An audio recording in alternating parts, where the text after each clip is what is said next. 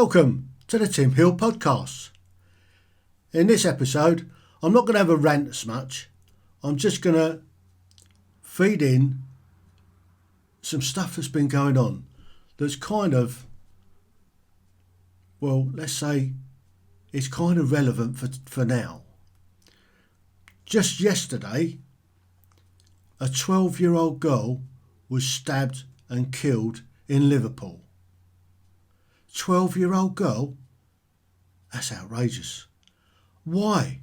Why has a 12-year-old girl been stabbed and murdered in Liverpool? Apparently what's happened is she was out with a group of her friends. They got into a bit of an argument with some boys and 4 boys have now been arrested and taken into custody over this killing. Apparently they were there to see the switch on of the lights in Liverpool, in the city centre. Knife crime in this country is outrageous for kids, a 12-year-old. And there was another one the other day, last week. A boy of 12 was stabbed to death in London. Knife crime in this country really needs to be addressed. It just beggars belief that it's so prevalent. They keep blaming it on youth today. They wear it as a badge of honour to carry a knife. It's got to stop, and something really needs to be addressed. And in London, I mean, it's down to the Mayor of London, and the policy on policing is not helping the situation whatsoever. Cressida Dick, she's a complete utter waste of time. So what's happened in Liverpool can happen anywhere in the country. And my thoughts and heartfelt goes out to the family of this poor girl. So moving on, again, this week there was a tragedy in the Channel. I think it's now 31 migrants, illegal economic migrants, have fallen in the Oggin off of one of these very flimsy dinghies off the French coast. This isn't the end of it. There will be more. Just last week there was 3 or 4 drowned falling off of these boats. In these conditions, the weather at the present moment in time is getting worse. I don't think we're going to see any coming across this week or for the rest of this week. We've got this storm coming through that hopefully will stem the tide of the flow. But it has to stop. They have to start doing something to stop the amount of illegal migrants coming in. We don't know who they are. We don't know where they're coming from. And just last week, one of a failed asylum seeker who came across illegally has killed somebody. We don't know who these people are. This has got to stop. And the RNLI are having real difficulties down in and around that part of the south coast. The Dover lifeboat, the Dungeness one, the Ramsgate one. Their crews are A, exhausted, and B, leaving because they can't sustain having so much time off to keep going out on a daily basis to pick up illegal migrants, where Border Force haven't got the resources to be able to do it themselves. It's just beggars belief. Something has to stop. The RNLI are there to save lives at sea of those in peril. And for people to put themselves in that position, and for Border Force, who aren't doing their job properly, let's admit it, Border Force aren't doing their job. If they were doing their job properly, we wouldn't have this crisis. and it is a crisis. Over 25,000 people have come across the channel in flimsy boats this year. Just think about it, 25,000. That's more than three times as many as came across last year. And all we've done is we've been a taxi service. We bring them in, we give them a hot meal, we put them up in a hotel, we give them money, we give them free medical treatment, and then we keep them in hotels indefinitely. Or we house them in houses we haven't got.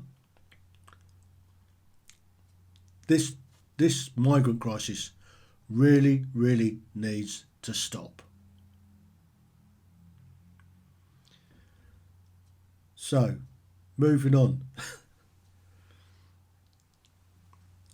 Priti Patel had a meeting arranged with her counterpart in France for Sunday. Boris sent Macron a list of 5 things that he wants addressing. Now the French have turned that meeting off with Priti Patel. Wonder why? And now the French fishermen want to get involved and stop trade for British trucks coming in and out of the country. They want to stop goods coming into the UK and goods coming out of the UK. They're going to block the port of Calais this week. What needs to happen there is we need to, instead of giving them more licences that they're not entitled to, if they were entitled to them, they'd already have them. They've already issued far more than they should have done. What they should now do is start revoking them. Just imagine, let's look at this situation. The French are demanding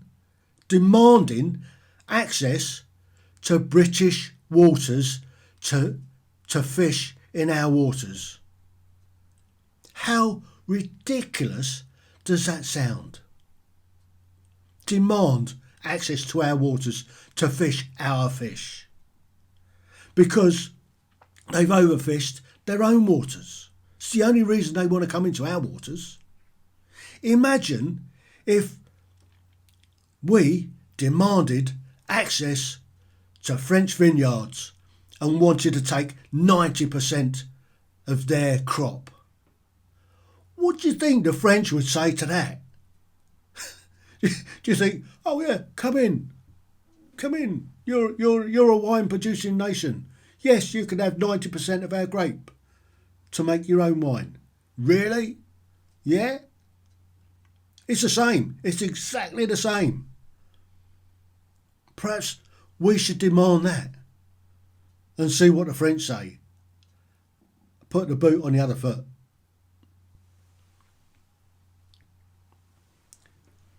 Oh, and the news this morning. Extinct Rebellion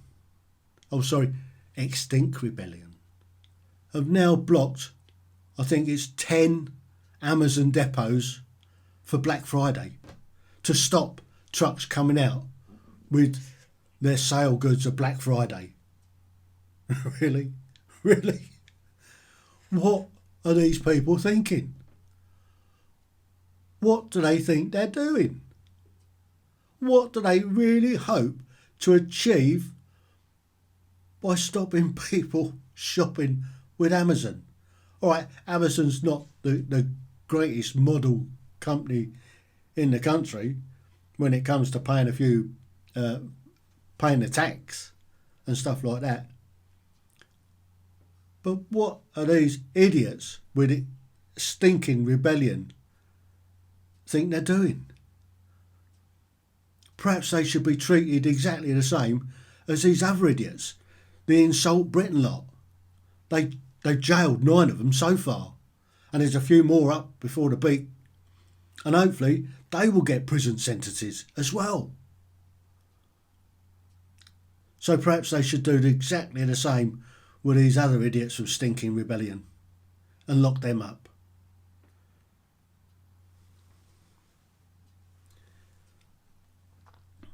It's you couldn't write this stuff. You couldn't make it up. People wouldn't believe you if you tried to make it up, would they? Anyway, so here we are, and now let's have a look. They're encouraging people to get the booster jabs, and we've had a massive uptake in the jab in this country. Somewhere, I don't know what the figures are, somewhere about 97% of adults have had it. There's a few people that haven't. And now they're fearing this latest variant coming in from South Africa. They're stopping flights this week, as of Sunday, I think. Anybody that's coming in from South Africa from Sunday morning will have to go and self-isolate in a hotel at a rate of about £2,000 for a week. That's a good money spinner, that.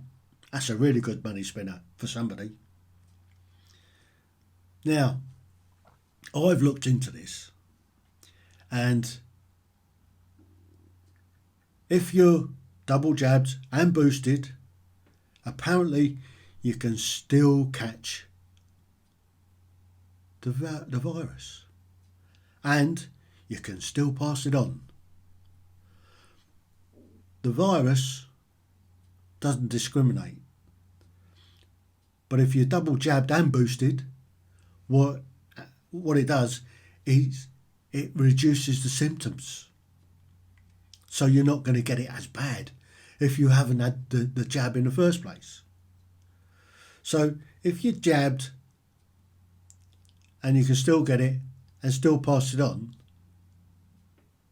why are they sacking people that haven't had it? Because they can catch it and pass it on. Apparently, the jab is to protect the individual. The individual that has the jab is less likely to have severe symptoms and be taken into hospital, etc., etc. It should be somebody's own personal choice on whether they have that jab, what's put in their body. It's for the individual to make the assessment themselves whether they want to have it. And the fact that they can catch it and pass it on, the same as somebody that's double jabbed and boosted can catch it and pass it on, just makes no sense to sack an awful lot of people that are caring for people. They reckon they've laid off 60,000 care workers that work in the care industry because they haven't been jabbed. I can't quite get my head round the sense of that. And in March, from the 1st of March, anybody that works in the NHS that hasn't been jabbed are going to be laid off as well. Somewhere, I don't know what the figures are. Somebody's saying 100,000 odd. But why? If the vast majority of people had the jab to protect themselves, it's not to protect anybody else, it's to protect themselves. Why are they laying people off? Everybody in a care home, living in a care home, has been jabbed, or they've already died from it. I don't get the understanding or the thinking behind it. It's crazy. It's the same as putting on a mask. These fabric masks that people that you know, the fancy ones that have some sort of design on, that it's a virtue signal, because that doesn't stop anything. It's an airborne virus. So unless you've got a full rebreather filtered system, you're unlikely to stop an airborne virus with a piece of cloth or a piece of paper and plastic. This mask monarchy, somebody is making a huge, massive amount of money. And I think that's the bottom line. I think it's all money driven. I don't believe that masks actually do any good whatsoever. So, I think that's enough giving thought to what's going on in this country at the moment. It's crazy. It is crazy. So, thank you for listening.